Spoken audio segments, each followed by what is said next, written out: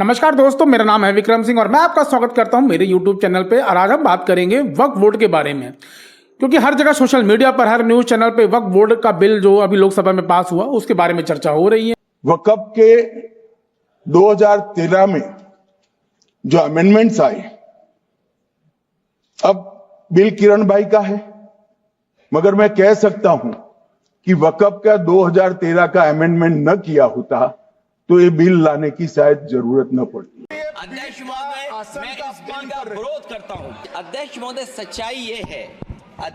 सच्चाई ये है कि भाजपा अपने हताश, निराश, आप तो उस कानून चंद कट्टर समर्थकों के तुष्टीकरण के लिए ये बिल लाने का काम कर रही है। अखिलेश जी सिर्फ विपक्ष के नहीं है, पूरे सदन के हैं। इस तरह की गोलमोल बात आप नहीं कर सकते हो। आप नहीं हो अध्यक्ष के अधिकार के संरक्षक। नहीं, मैं इस कानून को कबूल नहीं करता हूं। तो महात्मा गांधी ने क्या किया? उन्होंने उस कानून को फाड़ दिया, तो मैं गांधी की तरह इस कानून को फाड़ता हूं। ये अनकॉन्स्टिट्यूशनल है सर, इस देश में झगड़े पैदा करने का। वक्फ बोर्ड लोकसभा में तो पास हो गया और राज्यसभा में भी पास हो जाएगा, लेकिन जनता कंफ्यूज है। जनता को नहीं समझ में आ रहा कि वक्फ बोर्ड जो बिल पास हुआ है ये हमारे लिए सही भी है या गलत है। मतलब ये कितना सही है, कितना गलत है, इससे फायदा है, नुकसान है, मुसलमानों का हक छीना जा रहा है या उनको एक नया पावर दिया जा रहा है। क्योंकि अलग अलग न्यूज चैनल वाले अपना टीआरपी बढ़ाने के लिए अलग अलग एजेंडा चला रहे हैं। तो जैसे कि कुछ न्यूज चैनल वाले हमेशा की तरह मोदी के किसी न किसी काम को मास्टर स्ट्रोक बता रहे हैं, तो इसको भी मास्टर स्ट्रोक बताया जा रहा है। तो कुछ न्यूज चैनल वाले बता रहे हैं कि इससे मुसलमानों का हक छीना जा रहा है। तो जनता को नहीं समझ में आ रहा कि वक्फ बोर्ड जो आया है ये सही है कि गलत है। कमाल की बात है कि किरण रिजिजू जो कि केंद्रीय मंत्री हैं, वो लोकसभा में में खड़े होकर बता रहे थे कि जो वक्फ बोर्ड है इससे मुसलमानों का भला होने वाला है। जो उनकी जो जमीनें उनकी कब्जा की हुई हैं वो हम उनसे छुड़वाएंगे। अब समझ में नहीं आ रहा कि जमीन मुसलमानों की जो कब्जा हो गई है वो छुड़वाया जाएगा या जो आपने कब्जा किया हुआ है उसको आप और कब्जा करना चाहते हैं। क्योंकि सचर कमेटी की रिपोर्ट बताती है कि वक्फ बोर्ड में जितनी जमीनें मुसलमानों ने कब्जा करी है या वक्फ बोर्ड द्वारा उसको कब्जा या किसी न किसी और के द्वारा कब्जा की गई है, उससे कहीं ज़्यादा सरकारों ने कब्जा किया है। ये सचर कमेटी की रिपोर्ट बताती है। तो सवाल यह है कि सरकार इस बिल को जमीन कब्जा से छुड़ाने के लिए, खुद कब्जा करने के लिए लाई गई है। अच्छा, इस कमाल की बात यह भी है कि किरण रिजिजू जी देखिए क्या बोल रहे हैं लोकसभा के अंदर कि वो मुसलमानों के भले के लिए ये बिल लाए हैं, ये उनका उद्धार करने के लिए बिल लाए हैं। सबसे ज्यादा वक्फ प्रॉपर्टी हिंदुस्तान में है, सिर्फ हमारा देश में ही नहीं, दुनिया का सबसे बड़ा और सबसे ज्यादा वक्फ प्रॉपर्टी हिंदुस्तान में है।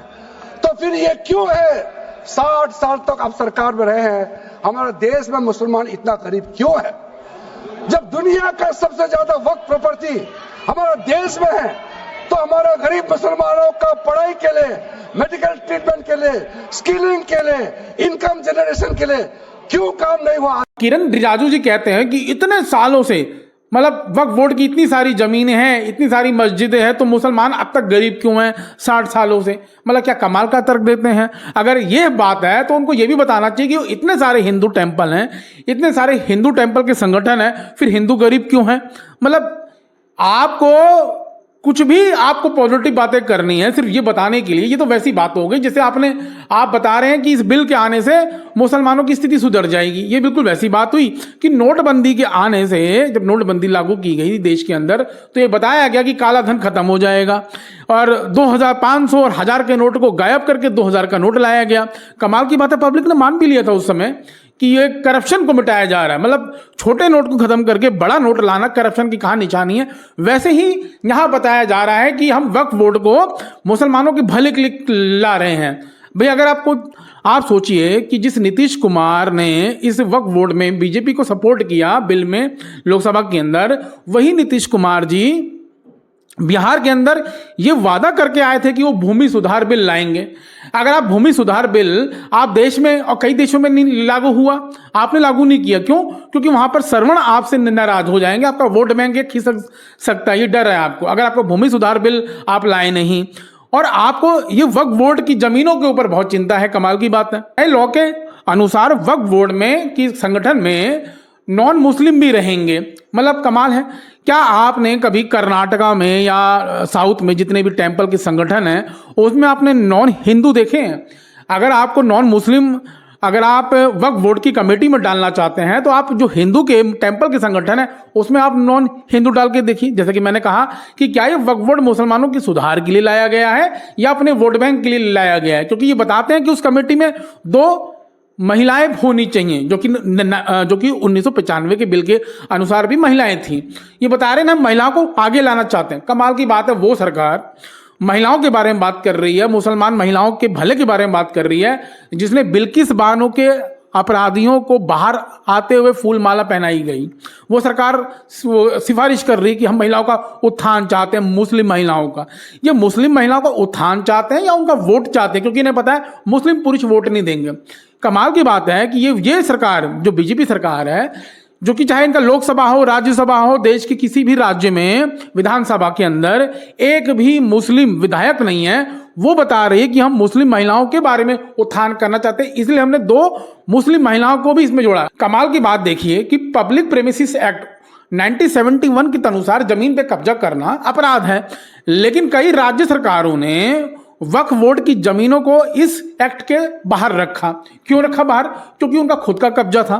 तो सवाल यह है कि जो न्यूज़ पे आपको दिखाया जा रहा है कि हम जो जमीनें कब्जा हो गई हैं या उसको गलत तरीके से इस्तेमाल किया जा रहा है, हम उसको छुड़ाने के लिए उस पर कब्जा करने के लिए। अच्छा, इस लॉ में सरकार एक और बात लाई है। वो बता रही है कि वही वक्फ बोर्ड में अपनी जमीनें दान कर सकता है अब जो 5 साल से मिनिमम मुस्लिम प्रैक्टिस कर रहा हो। ये संविधान की जस्ट अपोजिट बात है, क्योंकि आप जरा गगोई जी की लोकसभा में बात सुनी। सरकार को ये हमें सर्टिफिकेट देना पड़ेगा कि हम किस धर्म को हम विश्वास रखते हैं। क्या ये दूसरे धर्मों से इस प्रकार का सर्टिफिकेट मांगेंगे कि आपका 5 साल हुआ या नहीं हुआ? ये सिर्फ इसी बिल में एक तरह संविधान बताता है कि आप कभी भी किसी भी धर्म को अपना सकते हैं, और ये बता रहे नहीं मिनिमम 5 साल की प्रैक्टिस होनी चाहिए। इसका मतलब यह है कि अब जमीन दान करने के लिए आपको ये साबित करना पड़ेगा कि आप 5 साल से इस्लाम को अपना रहे हैं। क्या कभी ये हिंदू संगठन पे ये कह सकते हैं कि कोई भी दान करने के लिए आपको मिनिमम 5 साल की प्रैक्टिस करनी पड़ेगी हिंदू धर्म में अपनी चीजें दान करने के लिए? नहीं कहेंगे। तो सवाल ये आता है फिर ये गेम सारी खेली क्यों गई? देखिए, मैं जहाँ तक मुझे समझ में आता है, आप भी अपने अपने न्यूज़ के माध्यम से या के जरिए के माध्यम से सोचिए। जो मुझे समझ में आता है वो ये है कि सिर्फ वोटर को अपनाने के लिए ये सारा वक्फ बोर्ड का खेल खेला गया। अगर आप इस लोकसभा की पूरी चर्चा को सुनेंगे तो आप ये पाएंगे कि वो बीजेपी ये जानती है कि पुरुष उनको वोट नहीं देंगे, तो उन्होंने महिलाओं के ऊपर बात करी। बीजेपी जानती थी कि सुन्नी उनको वोट नहीं देंगे, वो हमेशा उनके सख्त खिलाफ रहते हैं, लेकिन पसमंदा और बोहरा उनको वोट दे सकते हैं। तो उन्होंने गरीब, एक होता है ताकतवर मुस्लिम, एक होता है गरीब मुस्लिम, तो उन्होंने गरीब मुस्लिम के ऊपर बहुत बात करी और गरीब मुस्लिम को इस वक्फ बोर्ड के जरिए सपोर्ट किया गया। तो ये जो सारा खेल है ना, और कोई भी सरकार हो, वो कोई भी बिल लाती है, कोई भी चीज लाती है, वो सिर्फ अपने वोट बैंक के लिए लाती है।